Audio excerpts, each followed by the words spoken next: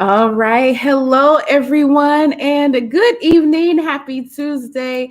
It is time for Tuesdays with Tamika. I am Tamika Walker Kelly, elementary music teacher and proud president of the North Carolina Association of Educators. Now, it is another edition of Tuesdays with Tamika, and so I am so excited to be here with you all this evening.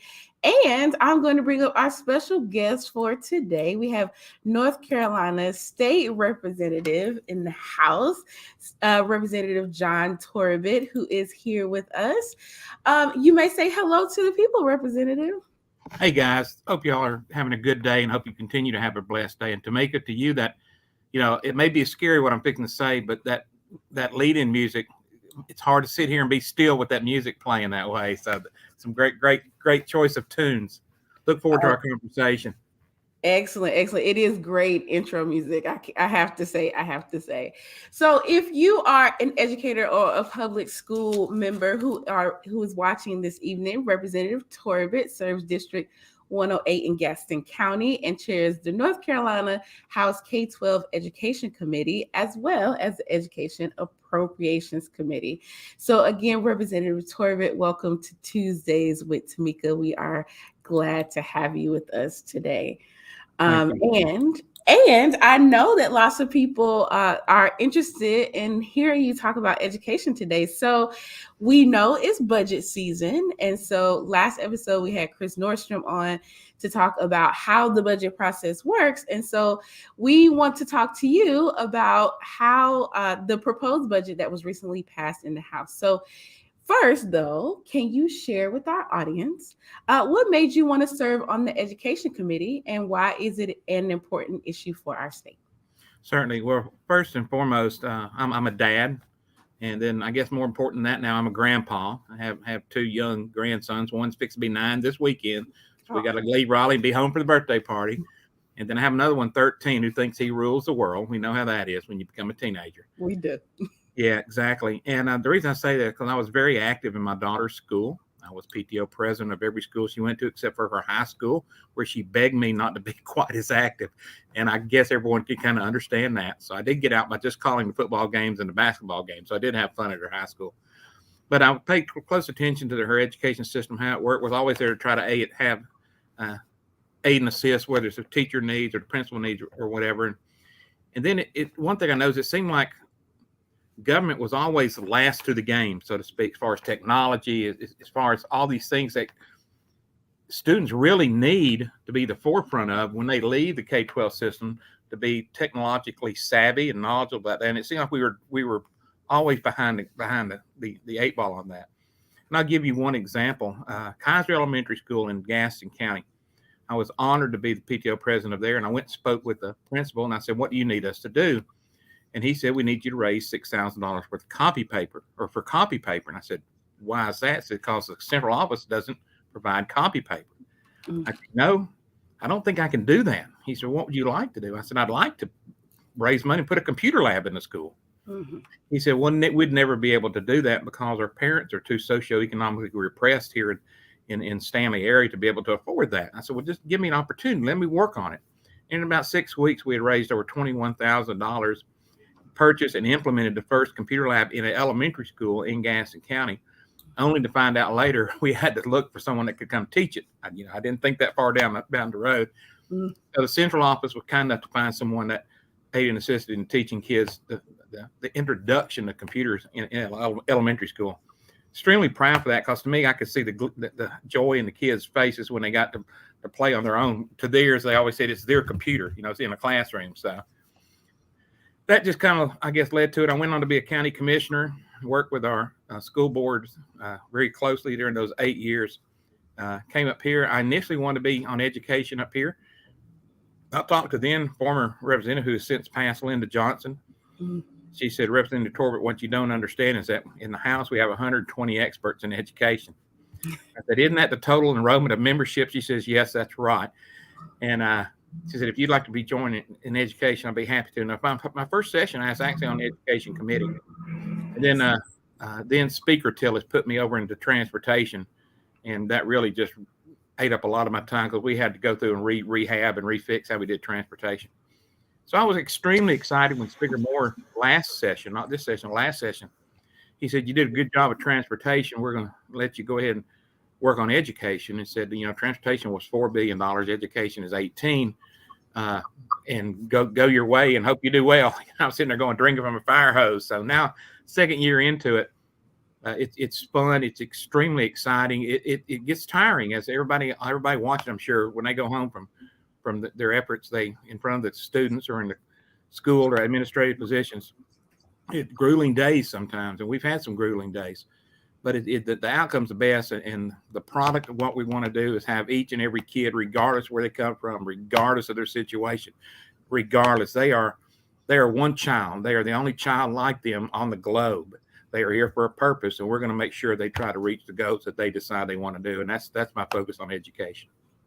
Well, thank you so much for sharing your personal story and your experience with us. We absolutely believe that every child, no matter their zip code or background, deserve a high quality public education. So now we get to dig into the House budget, and we would like to know, what are the 3 public education funding measures that you're most excited about in the House budget? Certainly. Let me give you just a little bit of a lead into that. Is that when Speaker Moore gave me the opportunity to do education, I really dove into it. That's the way I work. I just dive into it to try to my best understanding of what I'm facing and how to fix or what I can do to help improve and aid and assist. And first thing I came upon is that it's obvious we don't have our compensation level for teachers in the classroom at the level it needs to be. So for the last 18 months, I've been preaching that from every opportunity I have. First and foremost, we have to raise the compensation level of our teachers, period. And I'm trying to get my colleagues to understand that the importance of that. Just this morning, I heard from superintendent that incoming teachers into the teacher colleges, if you would, we're off by 40%. If that's not a scary red flag, I don't know what is. And so I'm trying to scatter that information across my colleagues, just let them understand that, okay, you kind of sat dormant for a little bit and, wondering what this COVID thing was going to do. Now you're seeing the outfall from that. We haven't kept up with our pay as other Southeastern states have. We're last again in Southeast for teacher pay, and we really need to jump that forward. This recent pay thing, I had hoped for at least a starter between 50 and 55. We did not get that. I'd also hoped to initiate the pilot plan with the superintendents, the DPI came out with, to up the game for teacher pay, and also spread that across advanced teaching roles. And I call that advanced teaching roles on steroids, where it gives the teacher opportunity to earn higher rates of compensation, but stay in the classroom. So you don't feel like you have to jump into admin to get that next level of compensation. We want to keep your institutional knowledge, your learning capabilities, and how you effectively address teaching kids. We want to keep that institutional knowledge in the classroom throughout your career. So we're talking about how to do that. We did get a pay increase. I think the total is like 10.1, 10.2 over 2 years. That's not where I would have liked to be, but we haven't finished with the budget either. We still have to go back and see what the Senate says. We did improve some school safety funding a little bit. We have the $20 million and $20 million. When I looked at education from the get-go, pay for teachers was first. But if we don't have safety in our school, if teachers don't feel safe, if parents don't feel safe for their kids, and if the kids don't feel safe and admins don't feel safe, then what good is it? So we have to focus on keeping our kids safe on that. So we funded some of that too. And that will also help with some of the discipline concerns we have. And when I say that, everybody kind of wigs out. I want to make sure they understand that what we're not talking about is taking a child out of a classroom that might be disruptive and send them home. We're not talking about that. We're talking about pulling a child out of a classroom that's disruptive, get them the necessary mental health needs or requirements, whatever that child needs to get better, then reintroduce them into the classroom. That way we don't perform a disservice to the child by just avoiding him or letting him go home for 5 days. We're working with that child to educate that child, because believe it or not, that child has a purpose too. They are the only individual like them on the globe. And that's one of those same children I said across all children. And then also allows the classroom to continue on with their education so they don't get the disservice of being disrupted from their education. So we talked about a lot about that. That's coming in. And then I'll just touch on my advanced teaching roles. I really see that as maybe not the answer, but part of the answer to getting teachers the ability to earn a higher rate of income while remaining in the classroom. And we have to get there because, as many of y'all know, and many of y'all probably experience, that to pay for health or child care now has exceeded in most cases mortgage payments. And so now you're paying more for child care than you are paying for a house and then a car. And there's no way on beginning pay of teacher can you send a kid to college or easily purchase a new car or new home, much less keep a young child in child care. So all these are social elements of funding we have to do and have to get my colleagues aware of that. So number one is pay increase and increasing the way they can earn money by staying in the classroom. Well, Sorry to get there, but you are fine, and thank you for sharing that. And a couple of things you touched on are actually in the NCAE legislative priorities, like student mental health resources and increased compensation, because we want to recruit and retain the best teachers here in North Carolina. And so, as you know, Representative Torbett, some of this comes as no surprise that NCAE members continue to want to see more for our students and educators. And we appreciate you sharing that with us and reminding our members who are watching, it is a budget process. As you said, the governor does his, the House does theirs, and then the Senate does theirs, and then we get to a final budget. So there's still lots of things left on the table.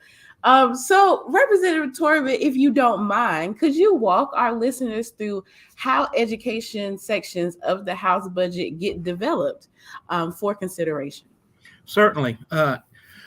Each year, and I'm not going to say it's grueling, but if you've been through it for several years, then it could be. But each year we start off our committee meetings with the educational process of what it takes to run education in North Carolina.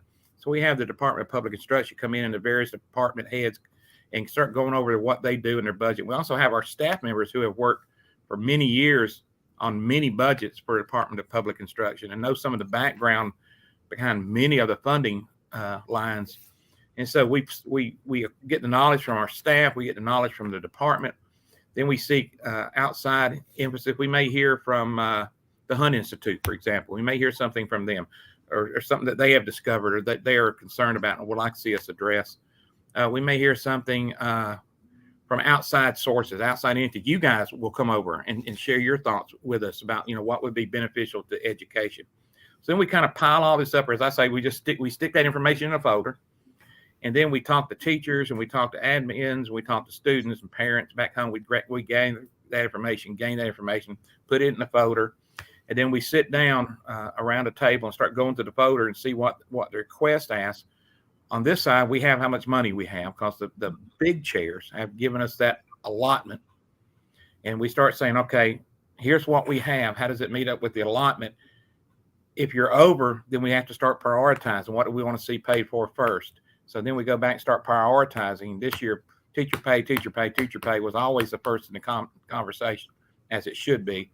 And then we started coming on down through the other things that either the superintendent had requested in the departmental budget, the governor may have had in his budget. But now I will be honest, absolutely honest. We had actually finished our budget, turned it into the full chairs the day before we received the governor's budget this year. Oh. That's the first time that has ever happened. So if we have something in the budget that the governor supported in his budget, it's absolutely happenstance that occurred because of the timing thing. We are finishing our budget faster this year than any year I've been up here in 13.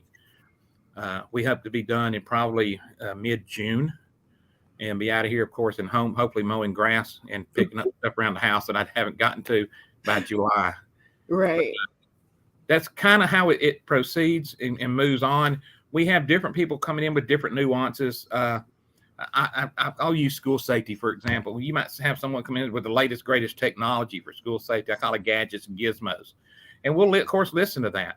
And we'll see if it has wings or see if it's beneficial or whatever. And then we'll weigh that with other opportunities.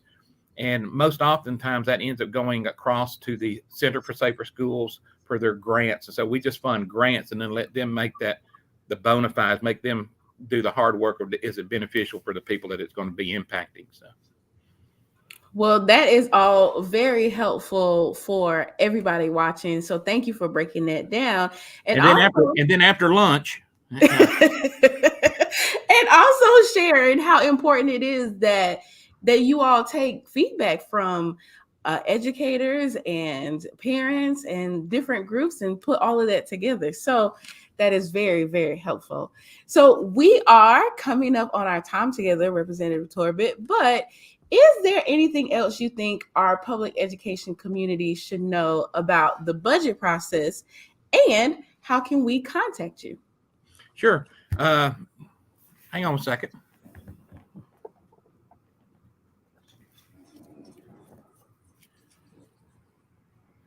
I don't know where the camera. There it is. There's my contact information. You can call me at 919-733-5868. That's 919-733-5868. Or my email here is john.torbett@ncleg.gov. So it's john.torbett@ncleg.gov. That is great. If you asked me another question, I jumped in front of it. Yeah. So is there anything that you think that people should know about the budget process? Certainly look at the budget. The House version is the only version out there now. The Senate is currently putting there together, and then together we'll come to and meet and discuss and discern one budget that comes out. If you see things that we need to tweak or we need to add or remove, have any adjustments, and send them to us and let us know. I'm not certain they'll all get through, but you can all at least take a shot and give us your input and feedback.